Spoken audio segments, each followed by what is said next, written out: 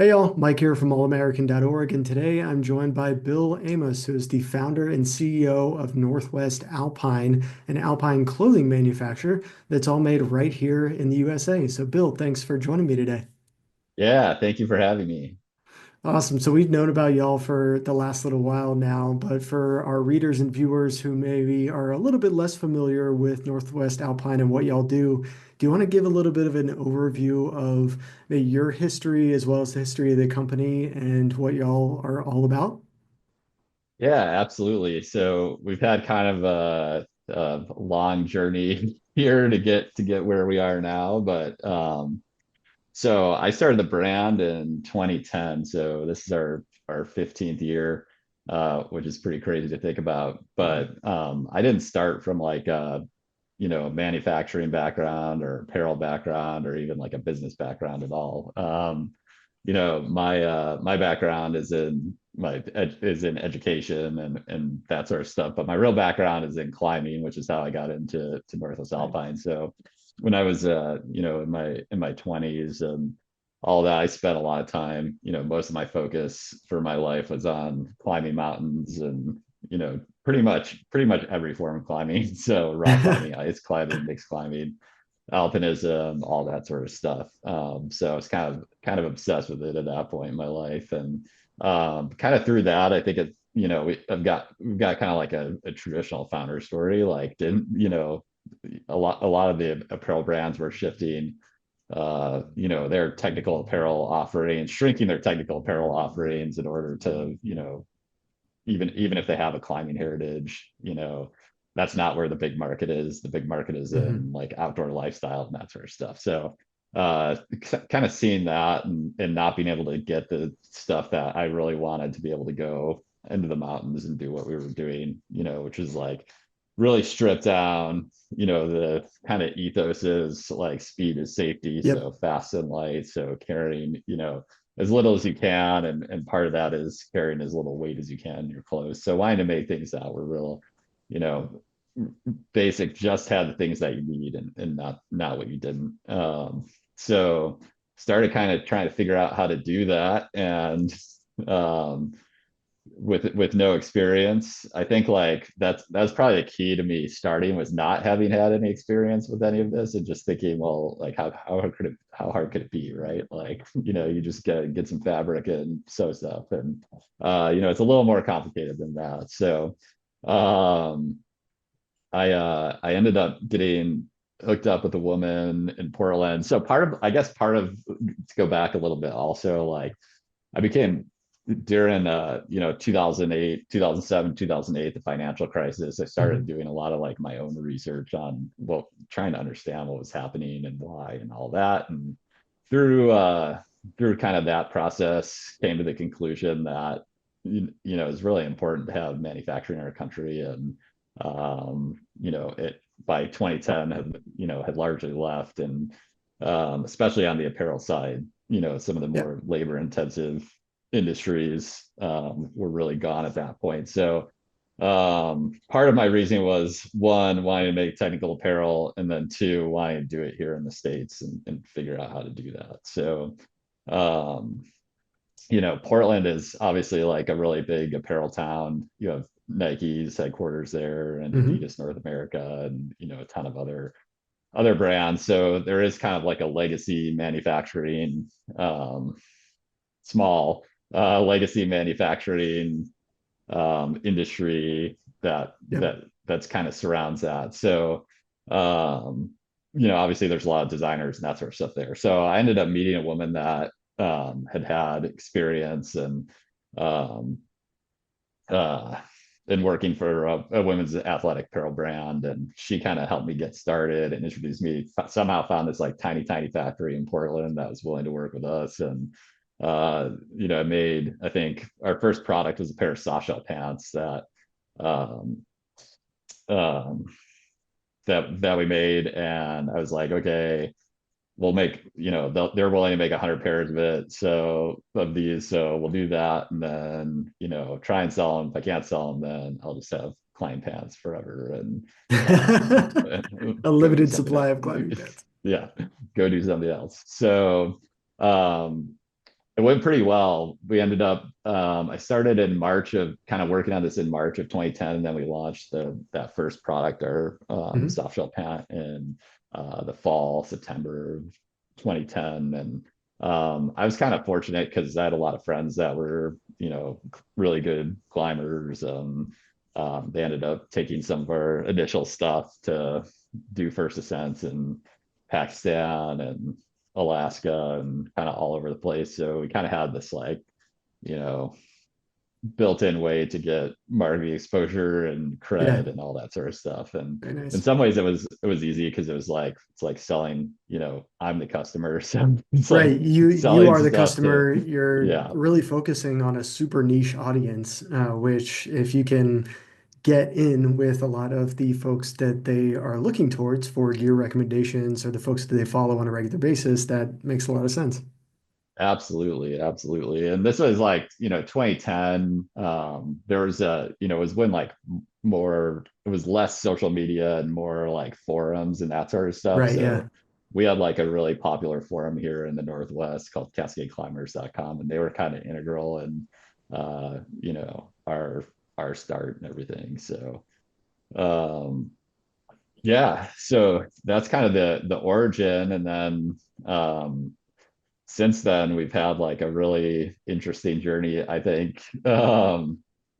So I ended up we pretty quickly outgrew the small factory in Portland we were working with. And I ended up meeting a woman who lived in Newberg, Oregon, which is like 25 miles southwest of Portland. And she had had a factory in the 80s and 90s in Newberg that, was decent size. They had like 50 people, and we're doing production for, I had a pretty cool experience with her actually, where when she shut her factory down, I think it was the early 2000s. So Hmm. probably 10 years before this, she just like threw everything into a shipping container and like put it on her friend's in her friend's property and just like forgot about it. So I actually had the opportunity to go with her there and kind of clean it out, and it was like a time capsule of American apparel manufacturing. So we had like, she had like trim labels, that sort of stuff from like all the outdoor brands like Yeah. Patagonia, Serac, um, Columbia Sportswear, like it's like, God, everybody used to make their stuff, at least, a portion of their stuff here. And Wow, that's got boy, to be a how surreal that's changed. experience. Yeah, Yeah, seeing a made going in through all of USA it. Like the labels on last the like, time the door was shut on that container, there was a lot more manufacturing in the US, and then you open it up and see all of these relics. It's got to be really, yep, really interesting. yeah, it was pretty wild. So we started working with her. And she kind of had it was like a good way for us to like get to the next step. And that she had like, obviously closed down her factory, and then she um was kind of cutting out of her home shop and then farming out the work to home sewers Hmm.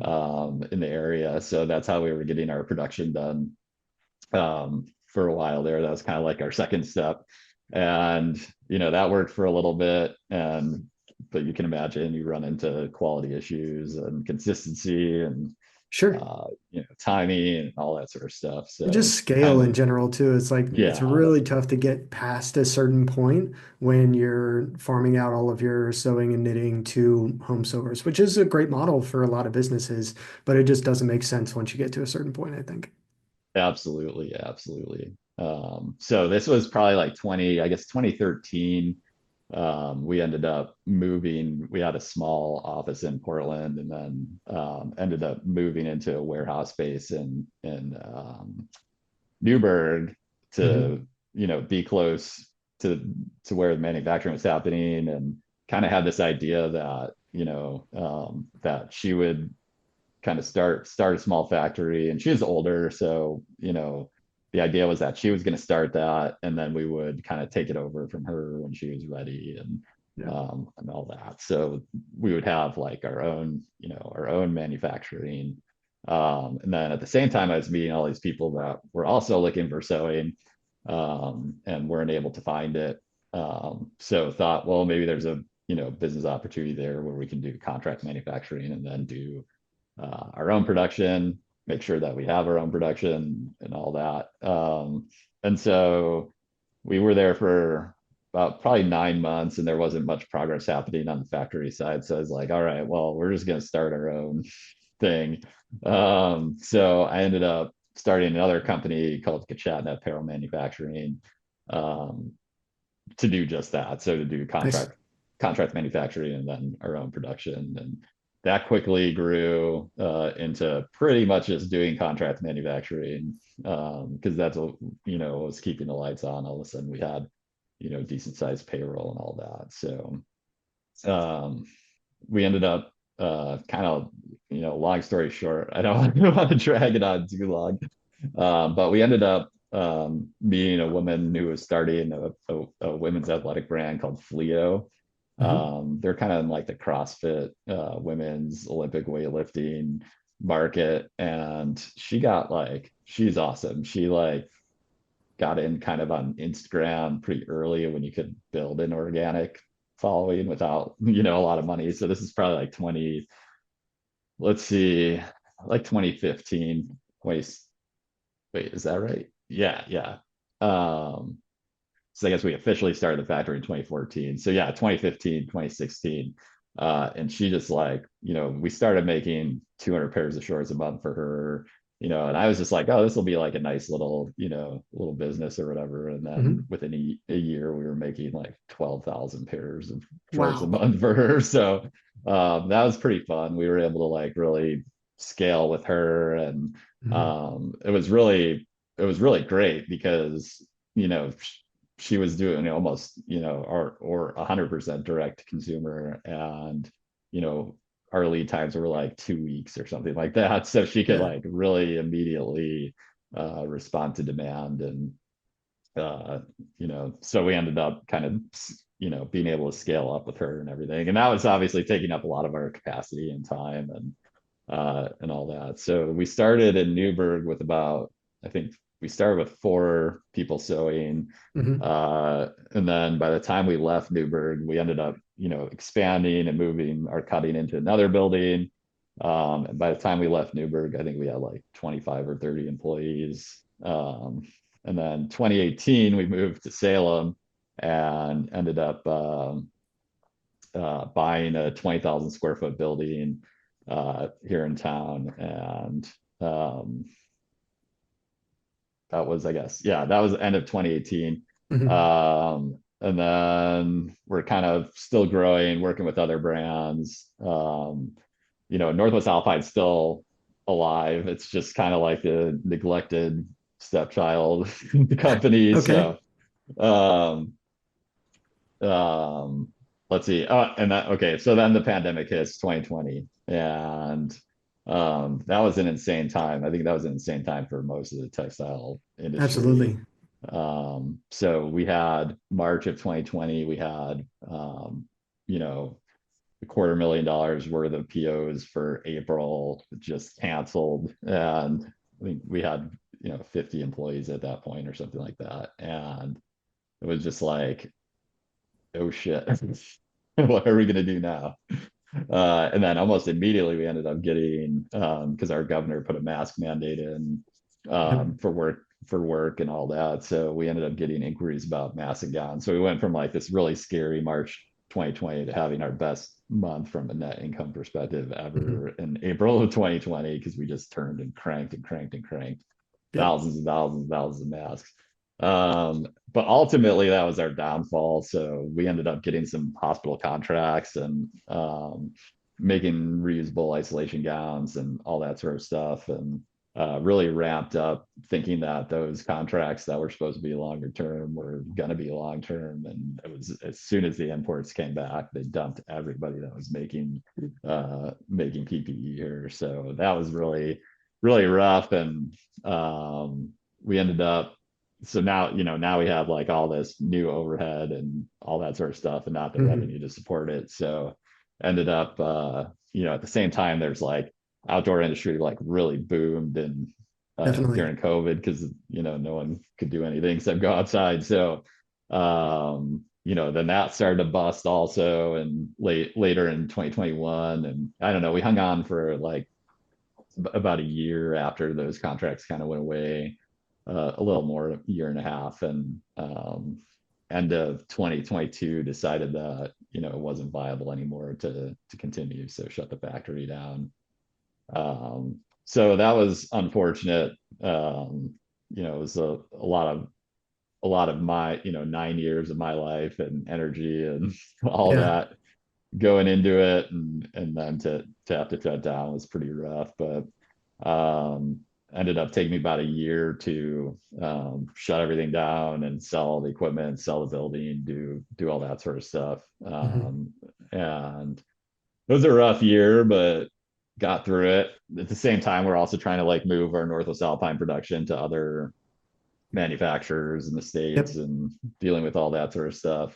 So really like I kind of see 2024 as like the resurrection for the brand. And this is the first time, really since 2013 that we've been able to just focus on, making our own stuff and all that. So it's Yeah, I kind of mean, it's an exciting time, but also kind of a fucked up time yeah. also. I mean, it's such an interesting like story of resilience and sort of resurrection of the company just in a different model, right? You go from pretty much producing all of your own stuff in your owned factory and really scaling up production that way.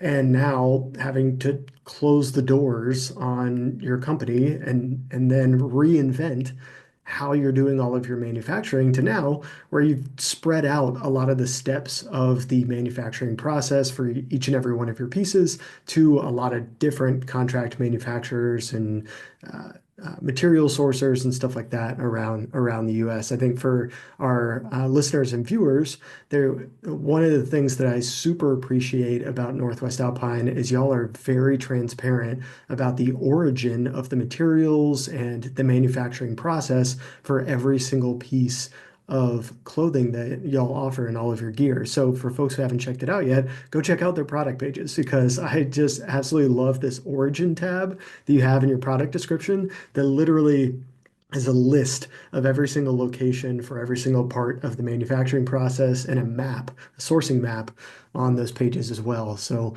kudos to y'all for the transparency there. I think that's just amazing and a really, really cool story around resilience and resurrection.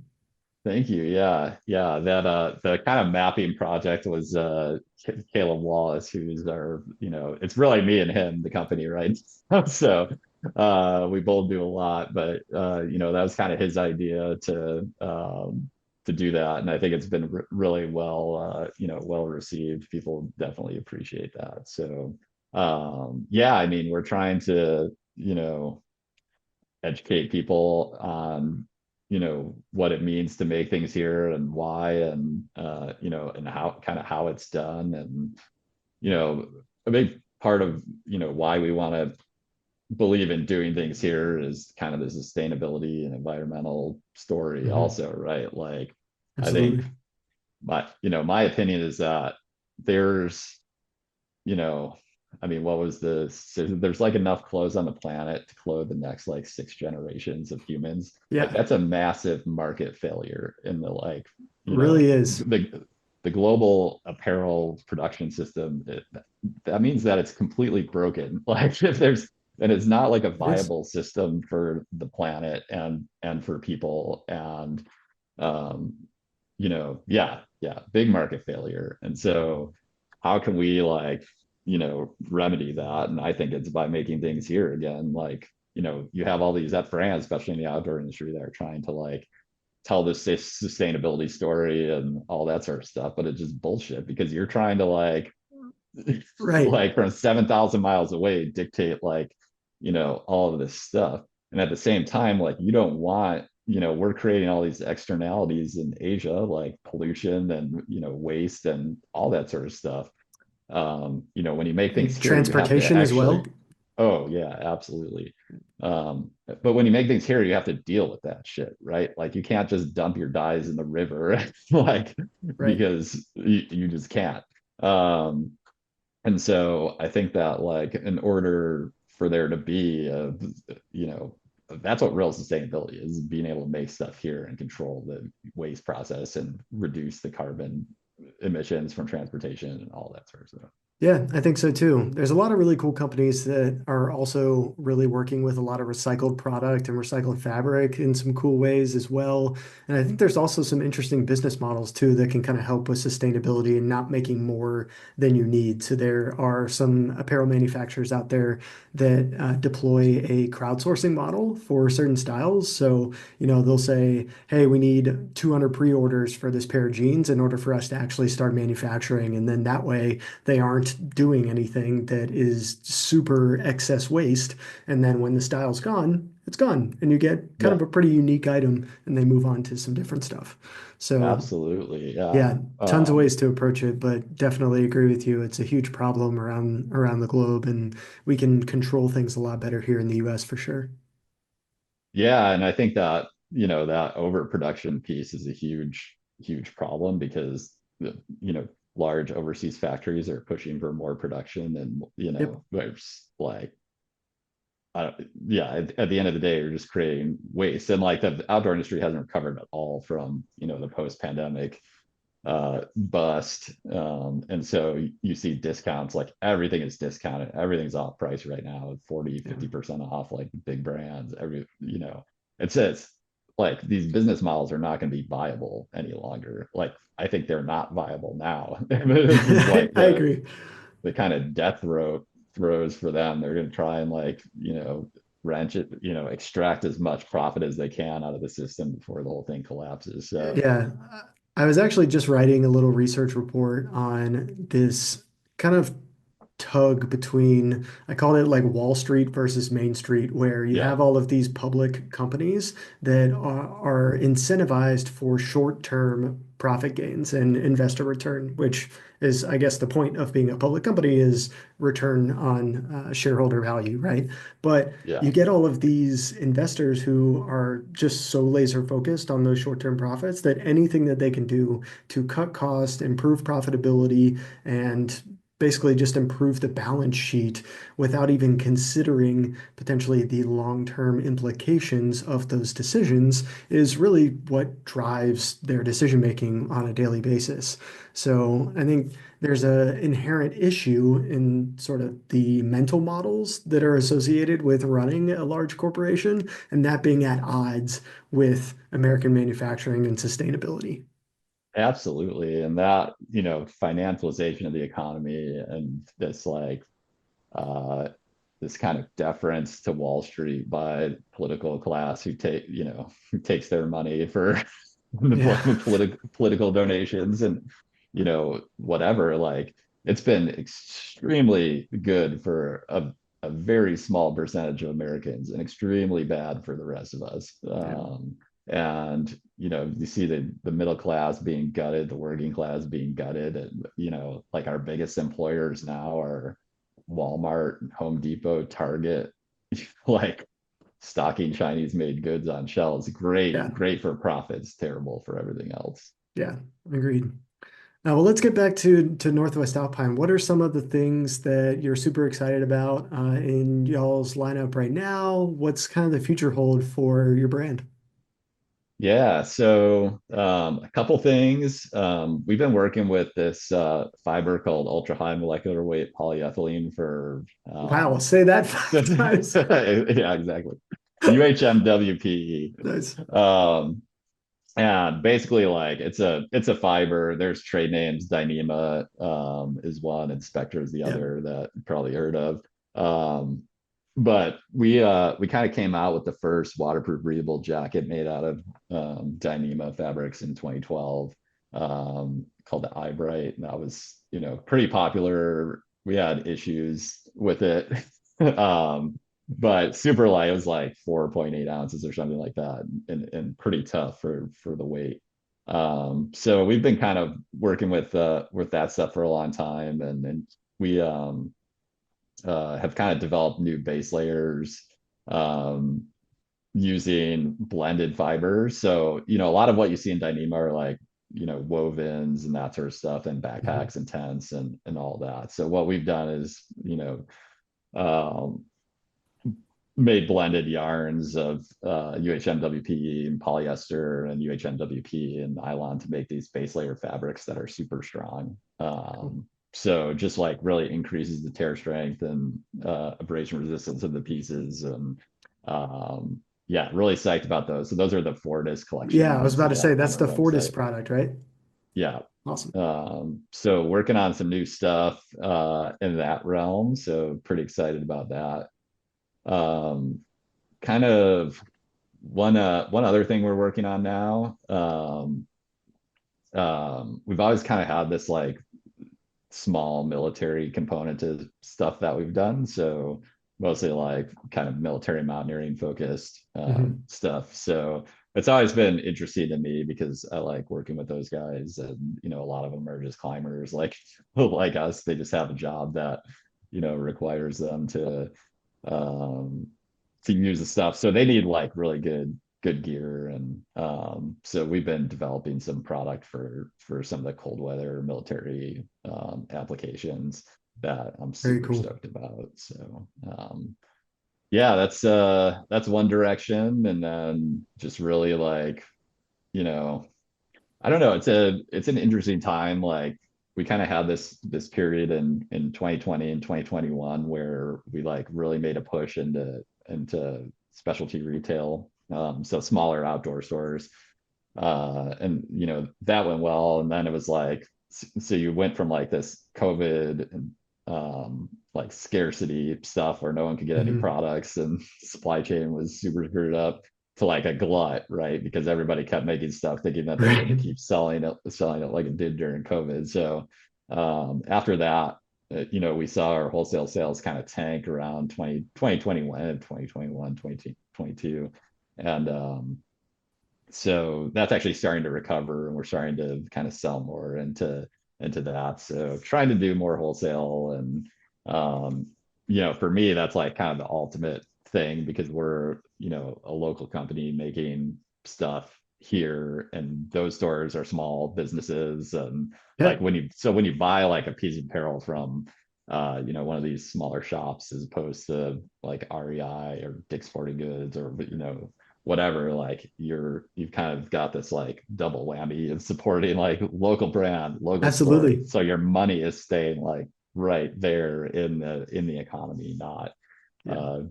being sent overseas. So Totally. I toured a manufacturing facility for a candle maker a few years ago out in Colorado, and they had this amazing mixed use facility where they were manufacturing all of their candles in the back, and they had these huge glass panes where you could see it all going on. It ooh, was that's really cool. awesome. And then in the front, they had their coffee shop and sort of market where you could grab a coffee. I think they had some light bites and food, but then they also had just all of these different local makers around their area in Colorado that they featured their products. So I thought it Oh, was that's a rad. really cool concept. They're called Blue Corn Candle Company, but a Awesome. really cool concept on, again, what you're saying of just supporting, using your platform to support multiple different types of small American-made businesses. Absolutely. And we're trying to do a little bit of that here too. So we just moved into this space in Salem in last October. And we have like a really small retail side. So right now we Mhm. just have our products up there. We don't get like a lot of foot traffic, but we don't really like haven't really advertised much. But our only the only outdoor store, small specialty store in Salem shut down after the pandemic. And so there's nothing except REI pretty much, unless you want to drive, an hour or whatever. So we're going to try and like stock some other made in USA brands that we think That's will be awesome. interesting to the outdoor community and all that as well. Great. Well, anything else our viewers and listeners should know about Northwest Alpine and what y'all got going on? No, nothing top of mind, but if you want to check it out, websites nwalpine.com. Yes. Yeah, Yeah. super stoked. Awesome. Obviously, we got y'all featured in all of our research on allamerican.org, so folks can go there as well to check them out. And if you're our viewers and you've made it this far, thank you so much for watching. And as always, thanks for supporting your country and shopping American made. See y'all next time.